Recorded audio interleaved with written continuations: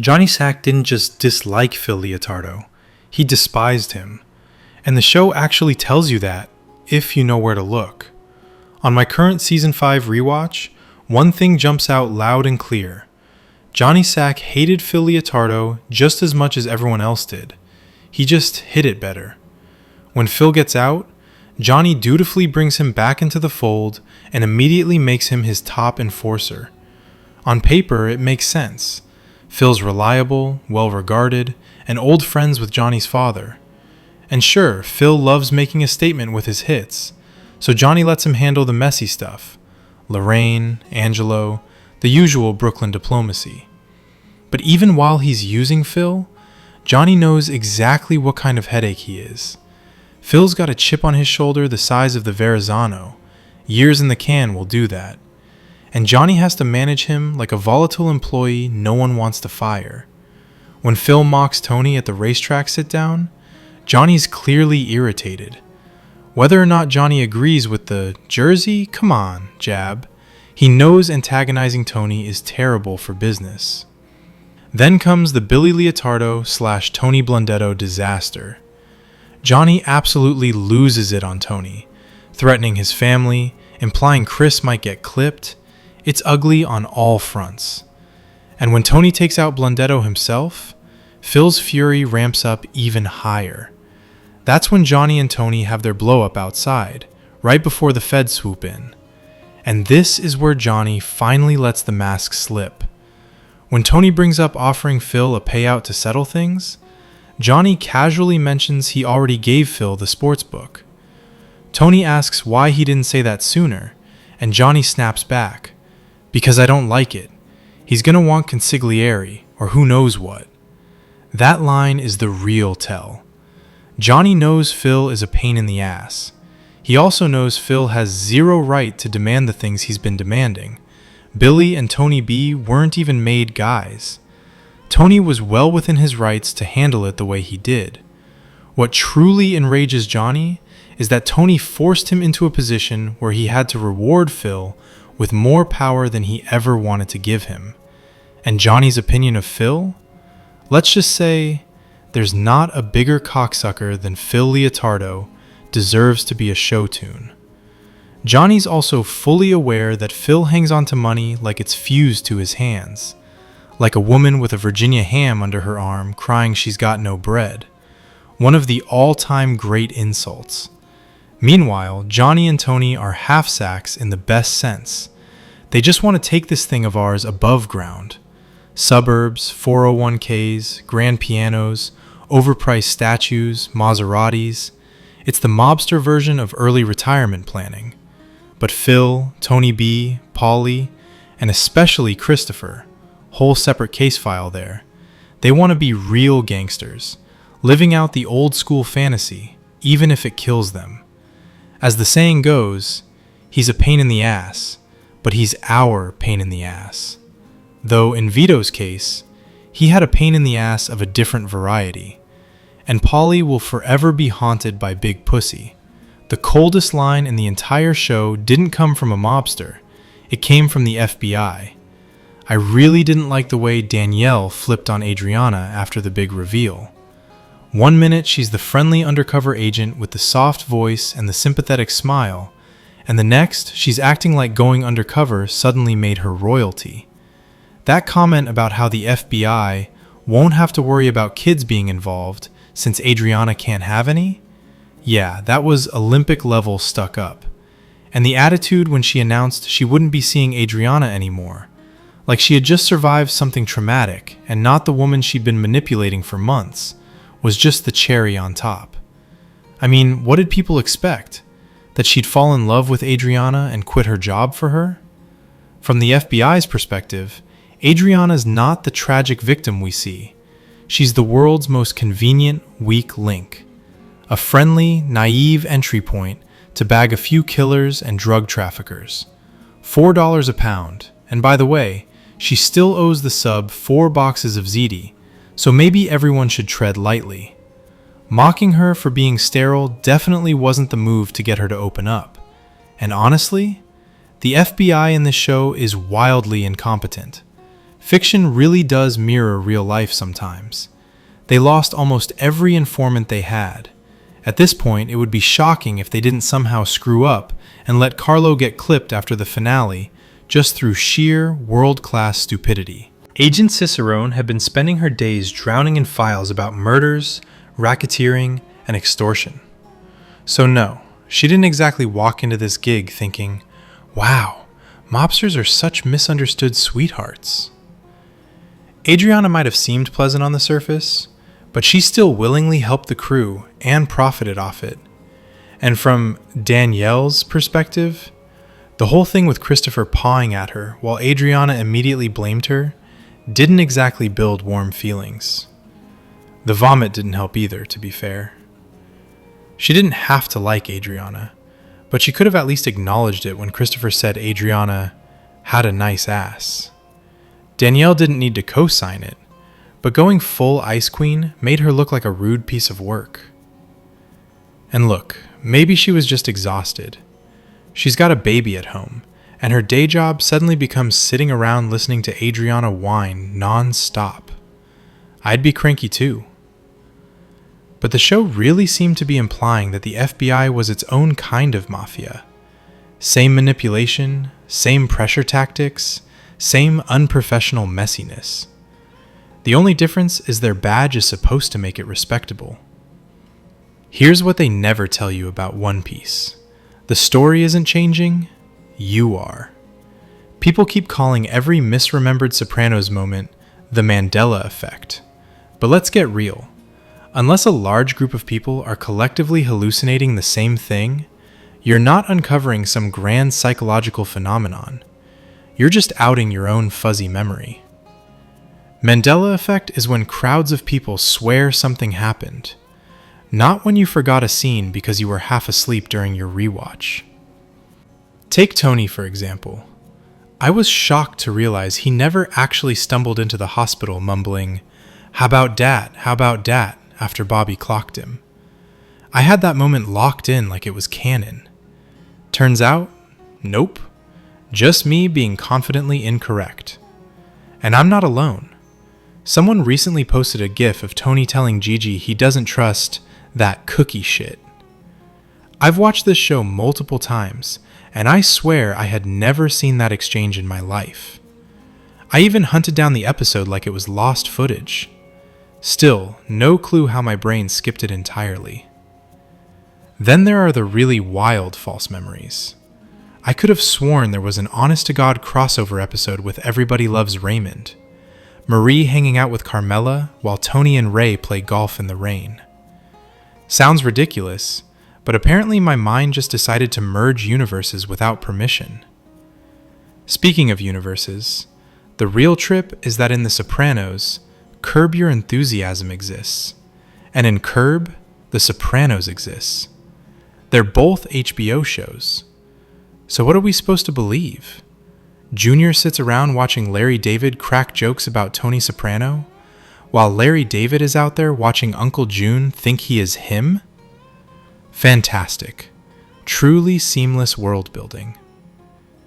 And whatever happened with Fairuza Balk playing an FBI agent? Everyone seems to remember it, but it may as well have vanished into the ether. Same with the infamous Gabagool. Fans talk about it like it's this mythical monster stalking North Jersey, when in reality, they're just referring to the cold-cut Capicolo. But hey, the legend is more fun. For years, I also thought the crew went to Sicily early on, and that Furia was from there. Nope, it was Naples all along. Apparently my internal geography is just as shaky as everything else. So yeah, Mandela effect? Not quite. More like The Sopranos, Collective Memory Edition, where everyone's brains improvise their own B-plots. Tony didn't earn his button the way fans love to claim, and the real story is way uglier. So when exactly did Tony get made? People keep acting like it's some big mystery. Was he in his 20s? Yes. Was his father still alive? Also yes. Johnny Boy practically shoved him through the door himself. right after pushing him to kill Willie Overalls, that African-American bookie everyone pretends they don't remember. You were shaky, but you did good. We even took you to Peter Luger's afterward. Real heartwarming stuff. Of course, depending on who's talking, Jackie Aprile did the hit, or Tony did the hit, or they both did the hit while juggling flaming bowling pins. But the version that actually sticks? Tony made his bones at around 22 by killing Overalls. Add in the usual helping of nepotism and, surprise, he's a made man by 25 or 26. Right on schedule, and right in time for Johnny Boy to watch his son climb the ladder he built for him. And because every mob story needs a little extra seasoning, someone inevitably brings up Michael Franzese. Whether you like the guy or not, his detail about being inducted in 1975 with 5 other guys, every one of whom except him died violently, gets thrown into the conversation like it's some kind of spiritual footnote. As if Tony's timeline needed extra drama. They want you to believe Vito was doomed from the start, but the truth is, he doomed himself. Vito never should have let those 2 guys walk out of the club after they caught him. That was his only shot. Stop them there, grab them at the exit, something. Instead, he panicked, bolted, and basically signed his own death certificate. What was he thinking? Even Pussy whacked a guy just for seeing him in a random shop. And no, Vito wasn't exactly hiding a pistol in that leather getup. We know he wasn't armed because the minute he gets home, he scrambles for his Beretta and starts packing to run. At that point, what's he got to lose? It's not like he can die twice. Grab a gun, grab their gun, do something, man. But nope, too public. Too sloppy. Vito doomed himself the moment he decided to hang out in a gay club practically within commuting distance of Jersey, and then doubled down by fooling around at one of his construction sites. You'd think after getting caught once, he'd tighten up. Instead, he doubled down on being reckless. The reoccurring theme here? These guys act on impulse, and they're not exactly strategic thinkers.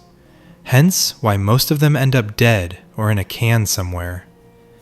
And yes, Vito was being sloppy in more ways than one. If this was the night of Allegra Sacrimoni's wedding, that would explain why he thought the coast was clear. Syl said he called Vito in the middle of the night afterward, so the timeline lines up. Not exactly a foolproof plan, but in Vito's mind, maybe that was the safest window. It's basically the same pattern you see with closeted politicians in DC. The smart ones book hotel rooms under fake names. The sloppy ones end up soliciting in a public restroom and making headlines. Vito was definitely in the sloppy category. And honestly, with that outfit on, he probably didn't feel remotely prepared to handle 2 witnesses. He'd have to go home, change, grab his gun, track them down separately, hope they hadn't already told anyone. It was too late. He knew he was finished. Metaphorically speaking, of course. The writers of The Sopranos didn't expect you to notice this one huge flaw in Junior's murder plan. So here's the deal with Pussy Malonga. Uncle Junior wanted to have him whacked at Vesuvio's because, in his mind, Malonga basically lived there. The guy ate at the place constantly, so Junior figured he'd be relaxed, full of calamari, and blissfully unaware. The perfect setup for a clean hit. Add in the idea of slipping in a fake waiter or busboy, and boom, you've got a neat little murder package with table service. But here's the question. Why Vesuvio's specifically? Why not take him out on the way there, or better yet, after he stumbles out of the restaurant stuffed to the gills and half asleep from a few digestifs? You'd have the same surveillance needs either way. Someone watching him, someone calling in the sighting, maybe a spy inside. But the payoff would be cleaner. Fewer witnesses, no innocent restaurateur caught in the fallout, and most importantly, No reason for the cops or feds to start poking around Artie Bucco's life and discovering he's best buddies with Tony Soprano. No wise guy wants his civilian friend dragged into an investigation because someone couldn't pick a better murder venue. Now, obviously, the real reason is that the writers needed a storyline, but if we're talking actual mob logic, yeah, doing the hit away from the packed family restaurant is better business 10 out of 10 times, especially when the official boss says so. Sure, Tony runs North Jersey because Jackie's been kimosabe, but let's not forget Junior's line, "You don't run your Uncle Junior." And in episode 1, Tony is already basically the boss anyway. The later episodes spell out that he's been handling things during Jackie's illness, and with that leadership vacuum, nobody even knows who to kick up to. So bottom line, a hit is a hit. And even if Malonga is the fastest gunslinger on Bloomfield Ave, whacking him as he gets out of a car or walks into his house isn't exactly rocket science. If it weren't for the tag, you could almost joke that Junior wanted him to enjoy a nice meal before checking out. You know, a little gesture of affection before the bullet. Everything you think you know about bullet wounds and open casket funerals is wrong. How on earth did Jackie Jr. end up in an open casket? The guy was shot in the back of the head. Shouldn't that have, rearranged his face into modern art? Well, someone says, the Undertaker used all his powers, all his skills. Okay, let's pump the brakes on the mystical mortician talk. Want to know the moment Christopher guaranteed Tony would kill him? It wasn't the car crash. Look, Christopher basically doomed himself the moment he blurted out to Tony that he'd never pass a drug test. He might as well have stapled a sign to his forehead reading, "Still using, please panic." If he'd kept his mouth shut, would he have actually lost his license? Hard to say. Yes, after a serious accident, police can test blood for alcohol and drugs. But in this case, there were no cops, no breathalyzer, no nothing. Tony certainly didn't line up for a drug test.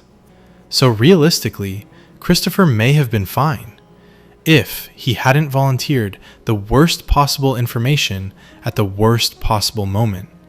Classic Chrissy.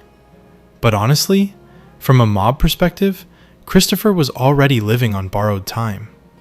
Tony might have been evil for killing him, but let's not pretend Chrissy had boss potential. He got where he was because of blood, not brilliance. And by that point, the two of them hated each other so much they could have communicated entirely in angry eye contact. Which, by the way, Michael Imperioli and James Gandolfini did perfectly during the baby's baptism scene. That moment alone is a masterclass in why The Sopranos is phenomenal.